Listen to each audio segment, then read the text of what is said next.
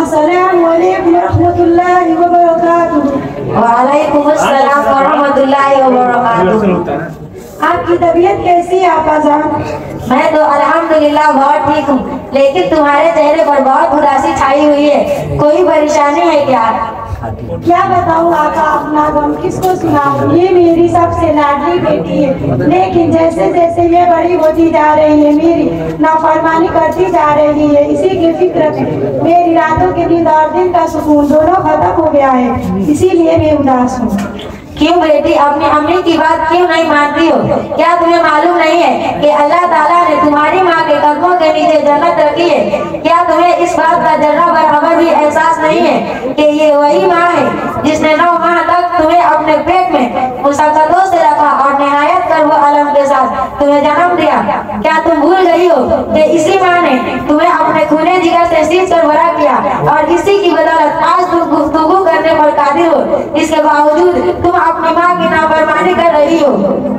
आपा जी, मैं अच्छी तरह जानती हूँ कि मेरी माँ के कदमों तले जन्नत है। मैं इससे भी वाकिफ हूँ कि माँ वो नेमत है जिसके बगैर घर कब्रिस्तान की तरह लगता है, जिसकी मोहब्बत कभी भी दिखलाने के लिए नहीं होती है, जिसका प्यार समुद्र की मानी हर वक्त जोश में रहता है, जिसकी मोहब्बत चट्टान से ज्यादा मजबूत और समुद्र से ज्यादा गहरी होती है, जिसका रिश्ता हमेशा रहने वाला रिश्ता है। इन सब बातों के बावजूद भी मेरी माँ ने मेरे साथ चंद अमाल ऐसे किए हैं जिनकी वजह से मैं हर वक्त डिप्रेशन में मुब्तला रहती हूँ और इसी चिड़चिड़ेपन की वजह से मेरे मिजाज में शक्ति पैदा हो गई है, जिसकी बिना पर मैं इनकी बात नहीं मानती हूँ। मैं तुम्हारी बात समझ नहीं पाई हूँ बेटी, मुझे जरा तफसील से बताओ कि तुम्हें अपनी माँ से किस किस्म की शिकायत है, ताकि अगर वाकईतन तुम्हारी माँ से कोई भूल चूक हुई है तो मैं इसे भी समझा दूंगी। आपा जी, ये बात आप भी जानती हैं कि आप सल्लल्लाहु अलैहि वसल्लम ने इरशाद फरमाया है कि हर माँ बाप पर उसकी औलाद के 3 हुकूक है। नंबर 1, अपनी औलाद का बेहतर और इस्लामी नाम रखे। नंबर 2, अपनी औलाद को कुरान और हदीस की तालीम दे। नंबर 3, जब उसकी शादी की उम्र हो जाए तो उसकी शादी करा दे।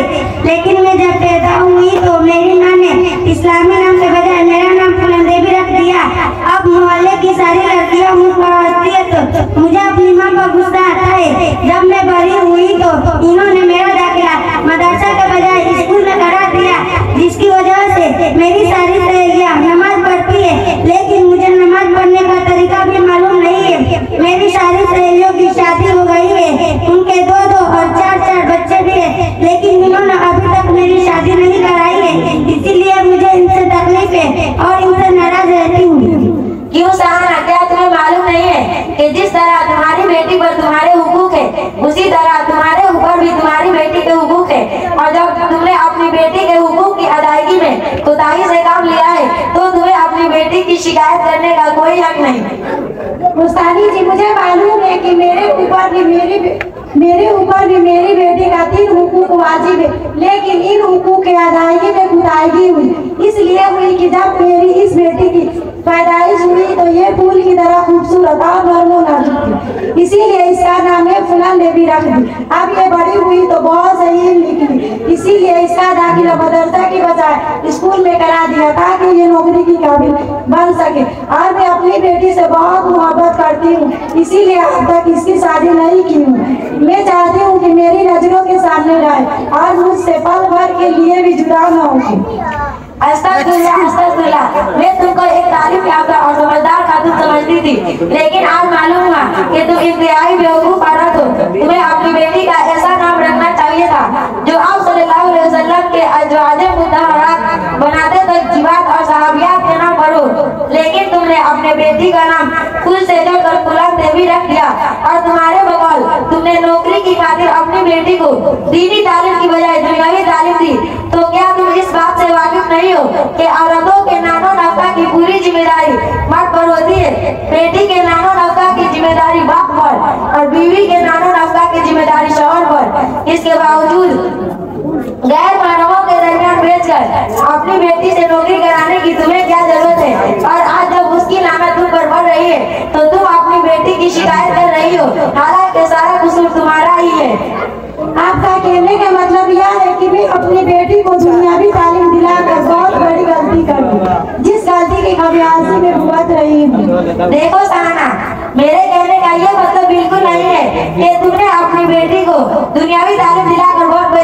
की, बल्कि मेरी बात का ये मतलब है कि अपनी बेटी को दुनियावी तालीम दिलाने से पहले इसको दीनी तालीम दिलाने की जरूरत थी, ताकि इसका कदम राहे आपसे न भटके।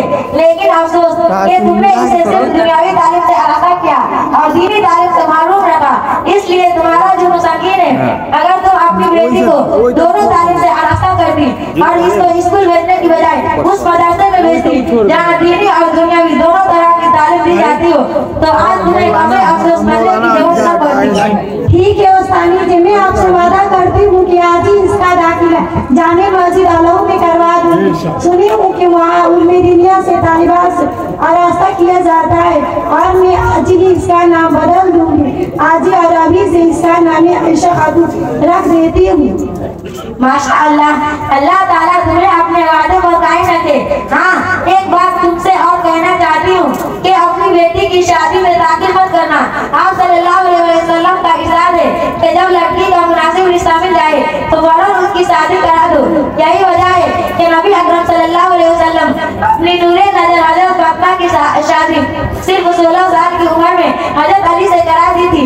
हालांकि नबी अकरम सल्लल्लाहु अलैहि वसल्लम तुमसे हजारों गुना ज्यादा अपनी बेटी से मोहब्बत करते थे, इसलिए बेटी की शादी में दाखिल मत करो।